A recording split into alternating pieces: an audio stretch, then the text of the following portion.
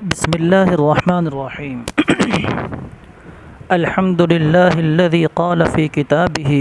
کلا بل ران علی قلوبہم ما كانوا یکسبون والصلاة والسلام علی رسولہ الذی یزکی المؤمنین ویعلمہم ما لم یکونوا یعلمون اما بعد۔ انسان بنا ہوا ہے جسم اور روح سے،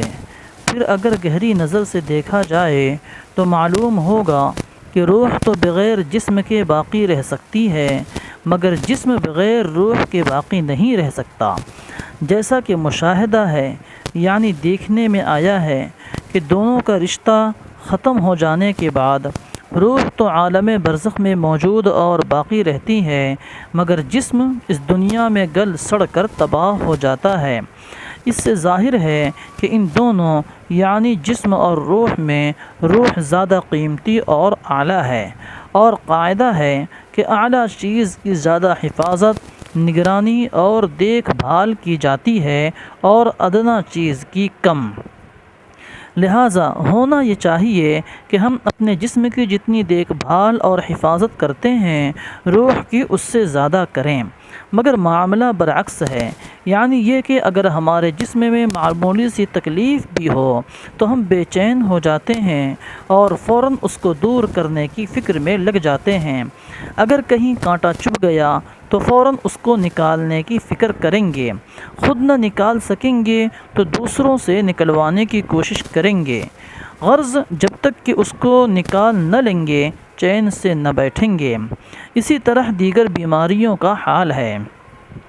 مگر روح کے بارے میں ہم بالکل غافل ہیں اور کبھی خیال بھی نہیں گزرتا کہ روح کی دیکھ بھال کریں کہ اس میں بیماریاں تو پیدا نہیں ہو گئیں جن کی علاج کی ضرورت ہو۔ ممکن ہے کسی کو یہ شبہ ہو کہ چونکہ جسمانی امراض سے تکلیف پہنچتی ہے اس لیے اس کا احساس ہو جاتا ہے، اور روحانی بیماریوں سے کوئی تکلیف محسوس نہیں ہوتی، اس لیے اس کی طرف نہ دھیان دیا جاتا ہے اور نہ اس کو دور کرنے کی فکر ہوتی ہے۔ جان لینا چاہیے کہ بعض جسمانی بیماریاں بھی ایسی ہیں جن سے بظاہر کوئی تکلیف نہیں ہوتی، مگر واقف حضرات انسان کی صورت دیکھ کر بتا دیتے ہیں کہ تم کو فلاں بیماری لگی ہوئی ہے، جلد علاج کرو۔ مثلا کسی کو تپ دق ہو جائے جو ایک مزمن اور مہلک یعنی ہلاک کر دینے والا مرض ہے، لیکن مریض کو اس سے کوئی ظاہری تکلیف محسوس نہیں ہوتی، یا کسی کا جگر خراب ہے، اس سے بھی مریض کو بظاہر کوئی درد، دکھ اور تکلیف محسوس نہیں ہوتی، مگر جیسے ہی کوئی ماہر طبیب اس کو مطلع کرتا ہے اور بتلاتا ہے تو وہ فوراً اپنا چیک اپ کراتا ہے اور اس کے علاج کی فکر دامنگیر ہو جاتی ہے۔ لہٰذا غور کرنے کا مقام ہے کہ امراض جسمانی میں جب ایک معالج کے کہنے سے یقین آ جاتا ہے اور علاج کی فکر دامنگیر ہو جاتی ہے، جس کا حال یہ ہے کہ وہ کبھی صحیح تشخیص کرتا ہے تو کبھی غلطی بھی کرتا ہے، تو پھر رسول کریم صلی اللہ علیہ وسلم جو ایسے سچے اور صادق ہیں کہ ان کے صدق میں شبہ بھی کفر ہے، جن کی شان یہ ہے ما ینطق عن الہوی ان هو الا وحی یوحی، کہ وہ نہیں بولتے اپنے خواہش سے مگر وحی کی جاتی ہے، ان کے فرمانے پر کیوں یقین نہیں؟ سن لیجئے کہ وہ فرماتے ہیں الا ان فی الجسد لمضغہ اذا صلحت صلح الجسد کلہ واذا فسدت فسد الجسد کلہ الا وہی القلب، کہ آگاہ رہو کہ بے شک جسم میں ایک لوتھڑا ایسا ہے کہ جب وہ درست رہتا ہے تو سارا بدن درست رہتا ہے، اور جب وہ بگڑ جاتا ہے تو سارا بدن بگڑ جاتا ہے، جان لو کہ وہ قلب ہے یعنی دل ہے۔ اور فرمایا کہ ان اللہ لا ينظر الى اجسامکم ولا الى صورکم ولکن ينظر الى قلوبکم، کہ بلا شبہ خدا تعالی نہیں دیکھتے تمہارے جسموں کی طرف اور نہ تمہاری صورتوں کی طرف، وہ لیکن دیکھتے ہیں تمہارے دلوں کی طرف۔ ایسے ہی اور بے شمار حدیثوں میں نبی کریم صلی اللہ علیہ وآلہ وسلم نے قلب کی اصلاح یعنی دل کی اصلاح کی طرف توجہ دلائی اور اس کا تاکیدی حکم فرمایا ہے، کیونکہ اخلاص اور توجہ قلبی کے بغیر تمام اعمال بے جان ہیں اور قبولیت کے درجے کو نہیں پہنچتے۔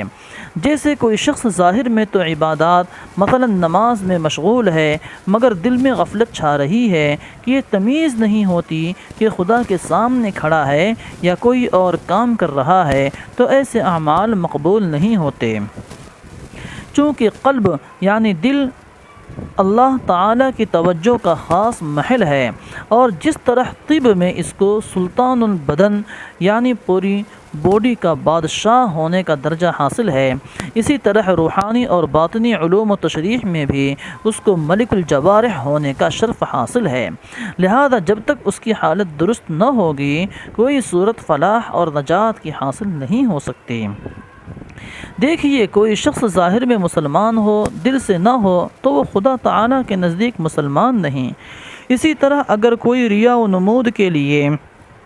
صدقہ، نماز، روزہ وغیرہ کرتا ہے تو وہ کسی درجے میں بھی شمار نہیں۔ ہم لوگوں نے آج کل اس میں بڑی کوتاہی اور غفلت کر رکھی ہے کہ قلب اور روح کی اصلاح سے غافل ہیں، گویا یوں سمجھتے ہیں کہ نہ باطنی برائیوں مثلا حسد، کینہ، تکبر، بغض، غصہ وغیرہ کی اصلاح کی ضرورت ہے، اور نہ باطنی خوبیوں مثلا تواضع، بردباری، قناعت، زہد، تقوی وغیرہ کو حاصل کرنے کی ضرورت ہے۔ حالانکہ جیسے ظاہری عبادات اور ان کا علم حاصل کرنا ضروری اور واجب ہے، اسی طرح باطنی برائیوں اور خوبیوں کا علم حاصل کرنا اور ان پر عمل پیرا ہونا بھی واجب ہے۔ اب سوال یہ پیدا ہوتا ہے کہ قلب و باطن کی اصلاح، اس کی خوبیوں اور برائیوں کا علم کیسے حاصل ہوا، اور یہ کہ ان امراض کا علاج کیسے کیا جائے جو روح کو لاحق ہیں۔ نیز یہ کہ باطنی خوبیوں کو کیسے حاصل کیا جائے، اس کا جواب یہی ہے کہ جیسے جسمانی اور ظاہری بیماری کی تدبیر اور صحت جسمانی کے رموز سے اطباء اور ڈاکٹر حضرات واقف ہوتے ہیں اور بیماری کی حالت میں انہی کی طرف رجوع کیا جاتا ہے، یہ بالکل اسی طرح باطنی بیماریوں کے علاج اور صحت کی پہچان کے لیے بھی خدا تعالیٰ نے معالجین کا ایک طبقہ پیدا کیا ہے۔